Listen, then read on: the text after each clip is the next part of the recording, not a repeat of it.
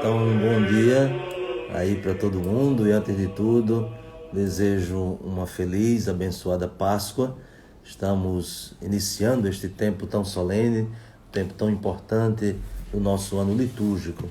E nesta semana, desde ontem até o próximo domingo, a igreja celebra a oitava da Páscoa, esses 8 dias que nós celebramos com muito júbilo a proclamação da ressurreição do Senhor, mas que continua todo o tempo pascal até a festa de Pentecostes. Em nome do Pai, do Filho e do Espírito Santo. Amém. Ó Deus, que fazeis crescer a vossa igreja, dando-lhe sempre novos filhos e filhas, concedei que por toda a sua vida estes vossos servos e servas sejam fiéis ao sacramento do batismo que receberam professando a fé. Por nosso Senhor Jesus Cristo, vosso Filho, na unidade do Espírito Santo. Amém. Então, como nós estávamos dizendo, durante este tempo da Páscoa, dos 50 dias, este primeiro momento, depois de termos celebrado o Tríduo Pascal, nós temos uma estrutura neste tempo, chamado tempo pascal, e o primeiro momento é o que nós dizíamos um pouco antes, a oitava da Páscoa. A igreja celebra solenemente durante 8 dias aqueles 2 acontecimentos que são nucleares no ano litúrgico. O Natal, então nós temos 8 dias também de celebração do Natal, a oitava do Natal, depois se prolonga por alguns dias ainda, o ciclo do Natal, e também nós temos a oitava da Páscoa, que é justamente esse tempo de 8 dias, que se faz uma grande proclamação a partir da leitura dos textos do Evangelho, de que Jesus está vivo, que Jesus não está no sepulcro. E durante esses 8 dias nós vamos ouvir sempre relatos dos vários evangelistas que nos narram justamente, não de forma fotográfica, o acontecimento da ressurreição, porque o acontecimento da ressurreição ele transcende tudo aquilo que está dentro da história, porque é algo inédito, isto é, até então não acontecido, e, portanto, não conseguimos captar fotograficamente este acontecimento. Nós podemos acolher a verdade deste acontecimento pelos seus efeitos, pelos seus frutos. E é justamente isso que os evangelhos, durante esta semana, vão apresentar. Os frutos da ressurreição do Senhor,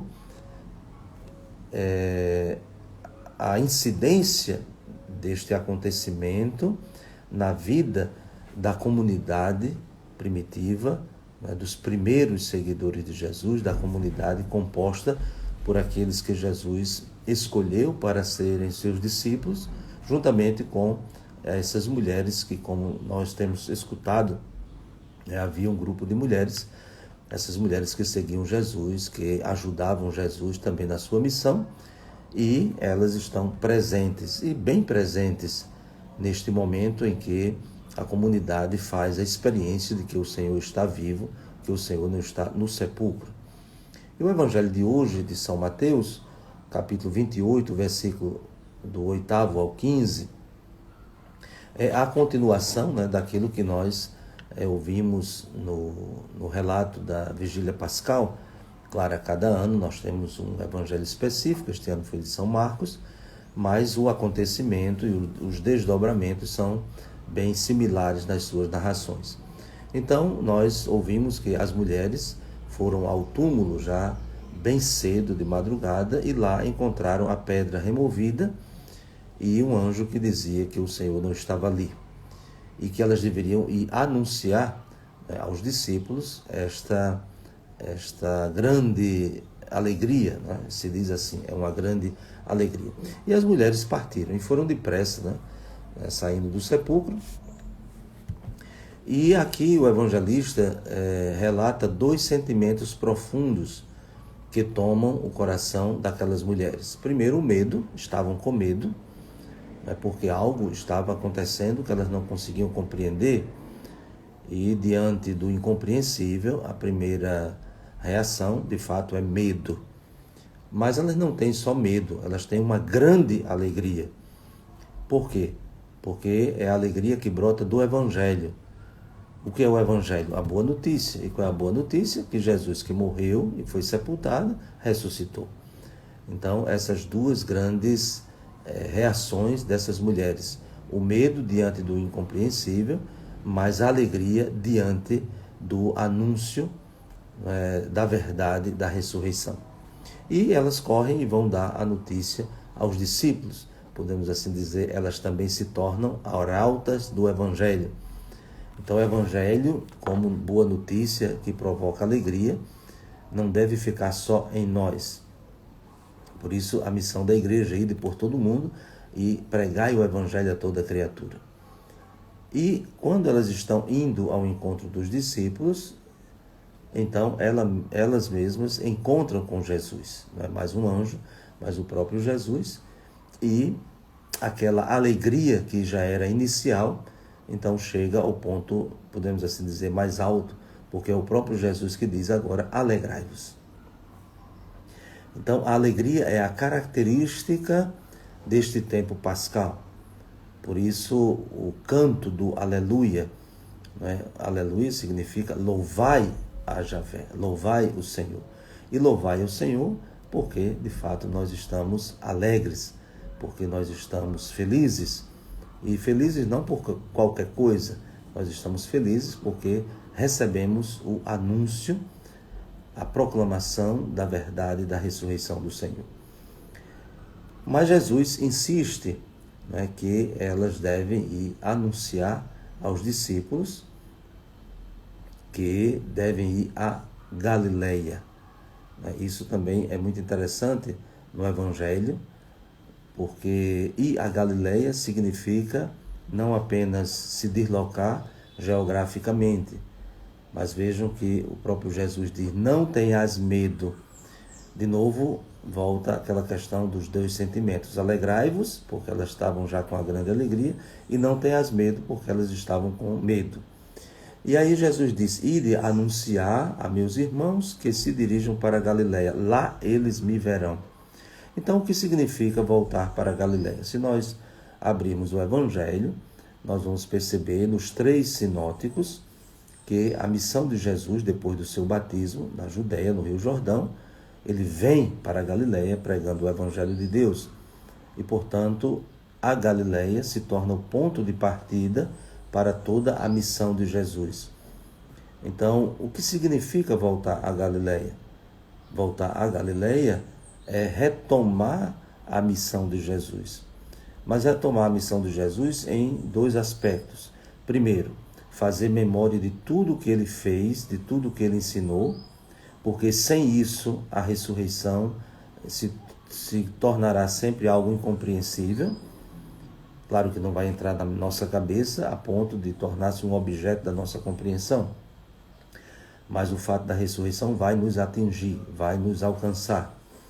E, portanto, a primeira coisa, voltar à Galileia, fazer a memória de tudo aquilo que Jesus fez e ensinou.